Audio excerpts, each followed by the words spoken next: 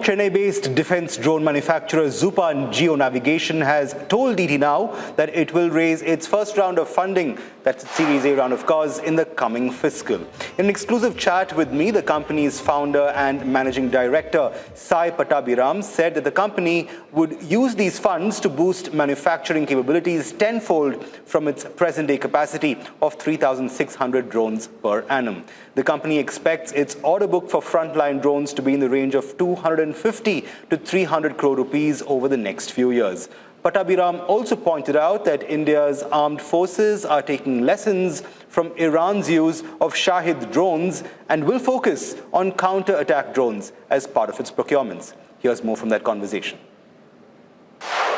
See, I would start with the factor that in the context of drones, today there is a lot of activity, as you rightly said, in the in the defense side and in the especially with the land forces and the army and those kind of areas. So I think that is where our sweet spot lies, because of the fact that we've got sovereign technology and the fact that our technology is a patented Indian technology and it's already being supplied to the armed forces. So now we are looking at expansion of capacity, and the fundraise is primarily for expansion of capacity. In the process of figuring out what will be the how it will have to be spaced out over the next financial year, in terms of expanding our capacities, in terms of people, in terms of product mix, in terms of market reach, as well as in terms of our setting up a facility for, developing and manufacturing the technology. Because as you know, drones today is not a static technology. It is evolving every 8 to 10 weeks in the defense space, and that is the reason why you would need a strong technological backup to be able to come out with variants and be able to deliver variants to your customer at the shortest possible time. Absolutely. So expanding capacity is going to be priority number one for the new round itself. Expanding capacity across the board. Across the board. So what are capacity numbers like at the moment, and where could they possibly go from here with the infusion of funds? See, today what we are seeing is we can manufacture today in our facility about 300 drones per month, which means that in a year it will be about 3,600 odd drones. Well, this is not going to be sufficient for the kind of usage that is going to happen, both in terms of countering drones as well as in terms of attack drones. And so I think we'll need to possibly expand our capacity to at least possibly 10 times the size to be catering to the market in India.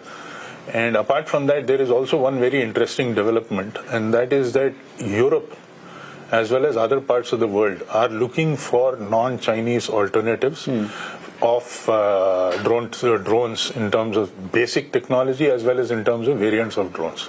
And so we are looking at those markets also quite seriously. In fact, Europe is now literally going on 2 sides or 3 sides they've got problems, so they are trying to find solutions fast. And that's where I think we see an opportunity to be able to scale there too. And whatever we are supplying the Indian Army is something which we can scale there directly. We don't need to do R&D on that. All we need to do is manufacturing. So that is something that is possible there. Absolutely, and the opportunity is quite significant. You mentioned tenfold capacity expansion plan to cater to merely the Indian market requirements itself, and then there's of course potential opportunities from the Europe region. What is the order book like right now for Zuppa drones? Where are you poised to deliver, and what are these orders stacking up to? See, for us, this current year, for any drone company in India for that matter, and also specifically for us, one of the key things that happened to us as a turning point was in December 2025, we got our autopilots and our drones certified to Army cyber security standards. So our drones are today the only ones that are cyber secure for use by the Army. Additionally, we also offer swarm facilities. We offer AI for targeting. That is for interceptors. We are already working on certain projects on interceptors with the Army, but that is adaptations of our existing Ajit drones. But we are going to be designing a whole new range of interceptors which are more in line with the interceptors that you've seen abroad that are being made in Ukraine. So those are the kind of things that we're going to be looking at expanding into. And once you get into the class of interceptor and attack drones, the volumes become much higher. And so we would, as of today, we can see that clear visibility of this year.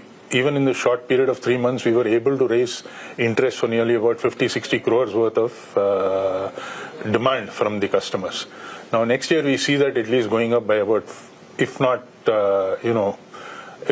maybe 10 times, but at least 5 times there would be an increase in that. So we are seeing that 250, 300 crores worth of interest from just the frontline units alone is something that's very much feasible in the domain.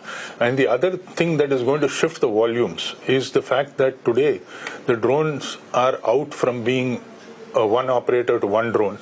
It's going to be one operator to multiple drones, and that's where the swarm facilities are going to become important. And when swarms come up, minimum requirements would be about 10 to 15 drones per swarm, and maybe even more. You could, like for example, we saw 200-300 coming at us in the Operation Sindoor from the Turkish drones, Songar drones, which are similar price to the Shahed drones, which is about $15,000-$20,000. But those were deployed in 200-300 numbers per swarm. So you can see that kind of scale in terms of requirements of drones alone that will be there. And now with this asymmetric cost factor that has come in today, which today, till now, Russia, Ukraine was something far away from India. So we really weren't paying so much of attention to the attrition that is going on there. But today, when it's closer home, we've started paying attention, we've started looking at things in a very different way, which means that when it was Operation Sindoor and $15,000-$20,000 worth Turkish drones came at us, it was a different story. But now today when we're seeing the same thing happening in Shahed, now the interest is much more. So I think this is going to be an exponential leap that's going to be there. Today, very difficult to say what will be the number to it, but I would guess it would be in anything higher than 6 to 8 times at least in the next year, and possibly could go up to 10 times or even higher in the future. So is that going to be a focus area for that is you a focus then? Area, yes. So break this down for me. You mentioned Shahed itself, and it's of course a name that we've been reading about extensively in recent times, even as we follow the war in West Asia.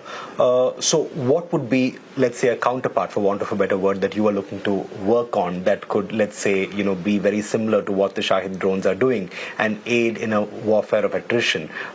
Given the fact that it's proven to be an extremely effective drone technology, what exactly are you working on along similar lines? See, the way I see it is everybody, though we are talking about Shahed today, there's one point that many are missing out, and that is that the problem lies in the solution to Shahed.